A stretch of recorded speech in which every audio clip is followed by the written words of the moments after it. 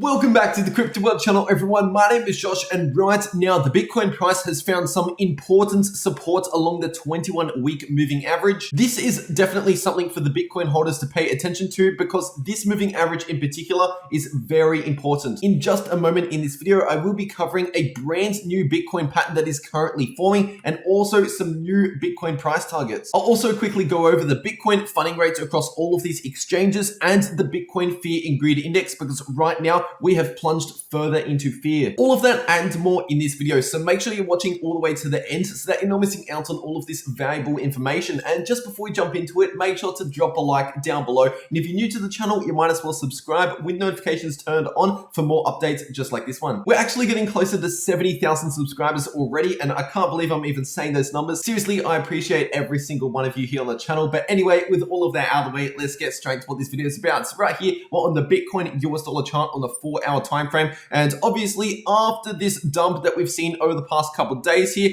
we've started to somewhat stabilize in around the current prices where we are right now, and this is likely due to the fact that we've just run into the 21-week moving average, which is a very significant level. And obviously I've covered this exact moving average quite a lot on the channel, so for the subscribers out there, this is nothing new, but right now it's coming in at just below 42,000 US dollars, and we did actually see a quick wick below that level just there, as you can see. But when you're zooming in on, the 2-hour chart, for example, as you can see, we saw no candle close below that level. Even on the 45-minute chart, we didn't really see any major candle close below the 21-week moving average. So the price action that we saw below that level was pretty much straight down and straight back up. So once again, no proper break of that level just yet. And obviously being a weekly moving average, the 21-week moving average, we need to see a weekly candle close below the moving average to actually confirm a break below. So if you're looking at the candle closes on the 5-minute time frame to confirm a break below, then obviously that is not going to work out for you. You need to be looking at the bigger time frames like the weekly time frame. And speaking about the weekly time frame, here we are on the weekly Bitcoin chart, and right now we've got roughly around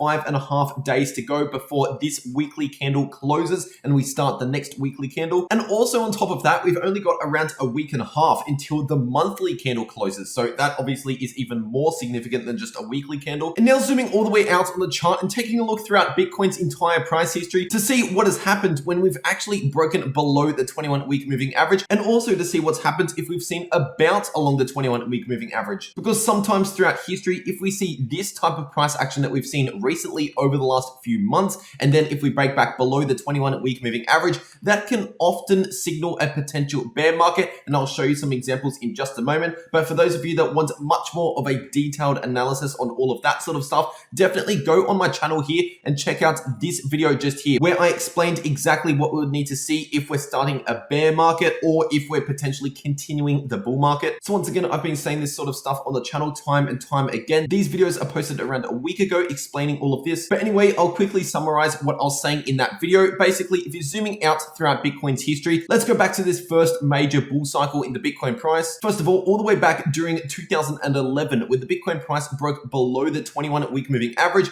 we actually stayed bearish for quite some time because remember, each one of these candles is an entire week. So it was a few months until we actually started bottoming out and flipping more bullish again. And obviously it was the moment we broke above the 21-week moving average and flipped it into support. That is when basically the next bullish price action was confirmed. Now during the 2013 bull cycle, that was a two-phase bull cycle, meaning we had an initial pump to the upside and then quite a long bearish time period in the middle of the bull cycle that lasted for actually a few months before a second bullish phase towards the end of the bull market. And if you're paying attention here, for most of that bull cycle, we were above the 21-week moving average, except for one little area in the middle of the bull cycle where we did actually break below this moving average. But the key thing here is we got back above it and we stayed above it. We flipped it into support again. So that was very important. If we can break above it, flip it into support and continue higher, that is when a huge move to the upside is confirmed. So remember that there, because we've actually seen that time and time again throughout history, and I'll show you some examples. First of all, here's an example of a potential bear market starting if we break below the 21-week moving average and basically stay below it. So in this case, for example, during the beginning of 2014, when we started this bear market, we obviously broke below the moving average,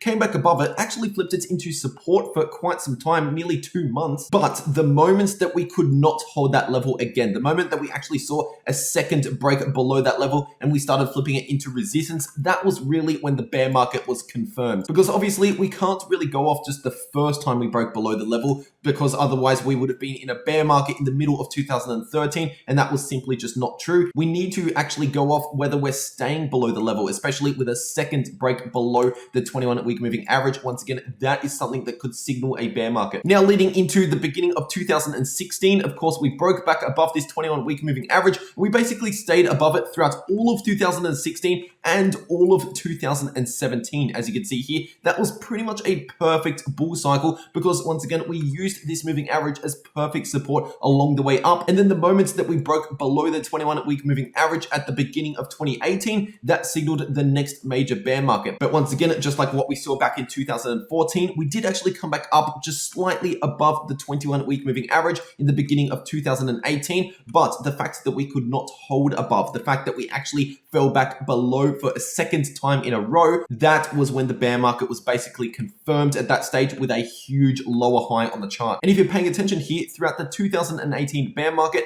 this exact moving average provided massive resistance for the Bitcoin price until the moments that we broke above it in the beginning of 2019. And at that exact moment, that was when the next huge bullish move was confirmed. And then obviously we broke below it again, and then we stayed bearish for quite some time in the market. And then in the beginning of 2020, we had the first break back above it. And then as you can see here, we simply could not hold it. And so that second break below this moving average signaled another major bearish move in the market. And then in around the end of April, beginning of May 2020, we broke back above this simple moving average, and then we flipped it into support. And that was key here, because we were using this moving average as support for quite some time here. That was setting up the next major bullish movement in the markets, just like what we saw during 2013, for example. Once again, the moment we broke back above it and flipped it into support, that set up a major bullish move in the market. And just like what we saw in the end of 2020 and the beginning of this year, once again, we flipped it into support, and that set up the major bullish move that we had towards the beginning of this year. And then of course, we broke below it during May, and we actually stayed bearish for quite some time, for a couple months before we started flipping bullish again.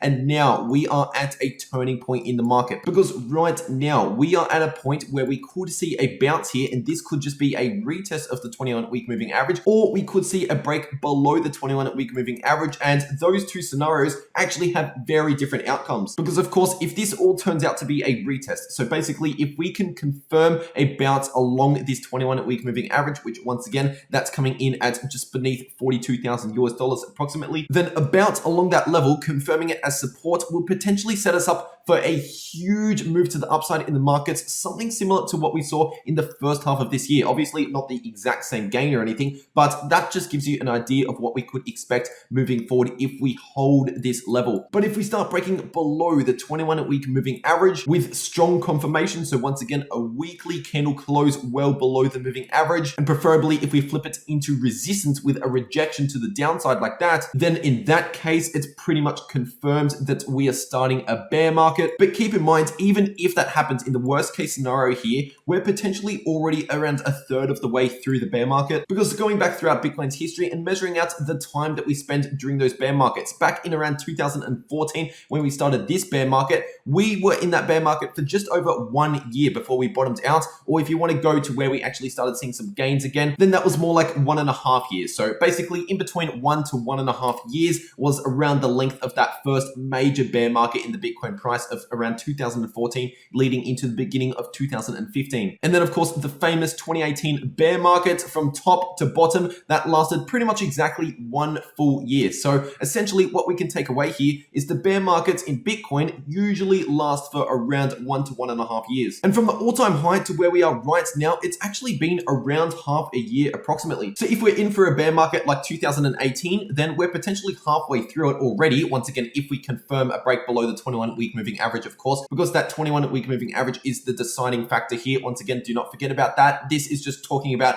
if we actually do see a break below that moving average. Then once again, a bear market like 2018 would mean that right now we're already around halfway through, but a bear market like around 2014, 2015 would mean that we're around a third of the way through already. And regardless of what happens here, it's honestly very important to stick around in the markets in the coming months, because if the Bitcoin price sees a bounce here, then that once again sets up a major bullish movement coming next. And of course, you do not want to miss out on that huge move. But if we break below it here in a worst case scenario and we're in some sort of bear market here, here, then once again, in the coming months, those are going to be the best buying opportunities that you will get, since all the way back down here when Bitcoin was trading in between around 3,000 to 10,000 US dollars, and potentially these buying opportunities could be the best since the end of the 2018 bear market at just above 3,000 US dollars per Bitcoin. And one thing you have to remember about Bitcoin, we've been incredibly bearish before many times throughout Bitcoin's entire price history, but every single time we have recovered. I was in Bitcoin during 2018, and towards the end of that year, the majority of people out there thought Bitcoin was well and truly dead. And also throughout that March 2020 capitulation, when Bitcoin actually crashed 50% in a single day. Once again, the majority of people in the market thought that Bitcoin was going to be well and truly dead after that, and we're basically just going to be heading straight to zero. But in hindsight, it's obvious that we're going to recover every single time. It's only when you're in the middle of this bearish price action that is when it gets scary for the beginners out there, especially for those of you that have not experienced any sort of bearish price action. But I'm telling you now, if you can put those emotions to the side and put all of that fear aside and actually accumulate while everyone else is fearful towards the lows just here after we've experienced a lot of bearish price action, once again, those are the best buying opportunities that you could possibly get. And right now, the Bitcoin Fear and Greed Index is showing a fear reading, which means the majority in the markets are right now fearful for the Bitcoin price. But keep in mind, we still have a bit of room to the downside because we're not in extreme fear just yet. Obviously, when you're dollar cost averaging into fear, that's usually a pretty good strategy for the long term. But if you're waiting to go really heavy into the market like myself, then it's honestly a lot safer to do that if we're in extreme fear. And so for my Bitcoin strategy right now, I'm actually slowly dollar cost averaging into Bitcoin right now. That is right. I'm currently accumulating Bitcoin regardless of what's happening here and holding that Bitcoin for the longer term, but I'm not going extremely heavy into Bitcoin right now. As I just mentioned, I will increase my dollar cost averaging and go much more heavy into Bitcoin if we actually start seeing some extreme fear in the market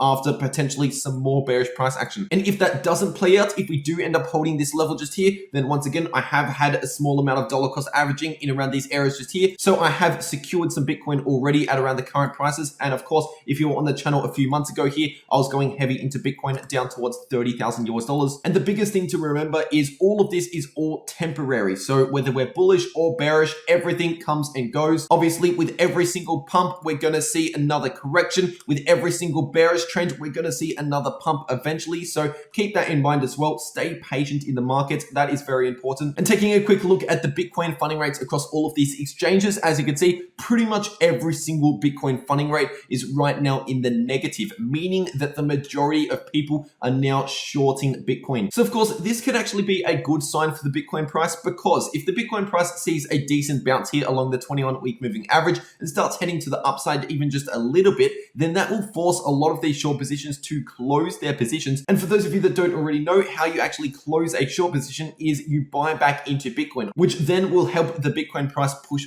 further to the upside, and that is also known as a short squeeze. So once again, if the price holds these levels, then we could actually see a decent bounce in the short term. And this is the Bitcoin to US dollar chart on the 12-hour chart. This is the new pattern that's currently potentially forming. And if we do end up seeing that short-term bounce just here, then that would almost confirm this pattern is actually forming. What we would really need to see to actually confirm this as a proper falling wedge pattern is potentially another touch point along this line of resistance, because so far we've only got 2 touch points. So that's not really enough to confirm this as a significant line just here. So right here, the resistance is potentially coming in at roughly around 46,500 US dollars. Obviously, if we take a little bit longer to get to that level, then it would be coming in at a lower price. So keep that in mind. And if we can confirm another touch point along this resistance level, then that would basically confirm this pattern is at least forming. But obviously the price target for this pattern will not confirm until we see a breakout of this pattern. So first of all, looking at the support just here, that's coming in at around 42,000 US dollars approximately. And once again, the resistance is coming in at roughly around 46,000 US dollars. And if we see a strong break of this resistance, then the technical price target for a falling wedge pattern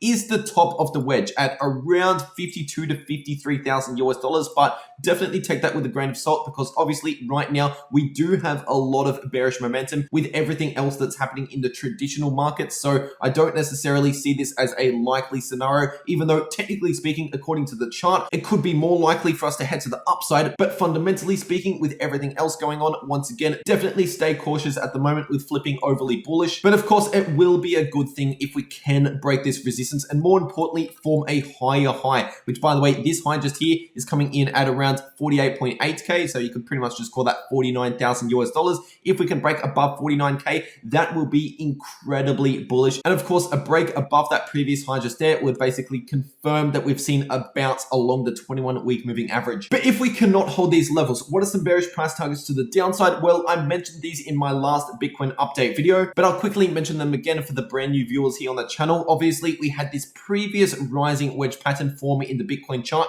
and right now we're actually currently playing out that pattern. And just zooming out on the daily chart here, the technical price target for a rising wedge pattern is the bottom of the wedge, and right now that's coming in at roughly around 38,000 US dollars. And so far, we've actually gotten within $2,000 of the technical price target, with that wick down towards 40,000 US dollars. And as I've also discussed in a lot of my Bitcoin update videos, clearly the current price action is looking very, very similar to this previous price action that we saw in pretty much the first few months of this year. And what's very interesting about where we are right now compared to this previous price action is, first of all, looking at this previous price action, when we had the initial breaks of the downside, pump back to the upside, sideways consolidation, and then a quick move to the downside, what actually came next in the Bitcoin price, if you have a close look here, we had once again a straight move to the downside here to this previous level right here. And then the next daily candle was actually a bullish candle. It was a green daily candle with a huge wick to the downside. And now going over to the current price action, as you can see here, once again, we had a crash almost straight to the downside, right into these previous lows.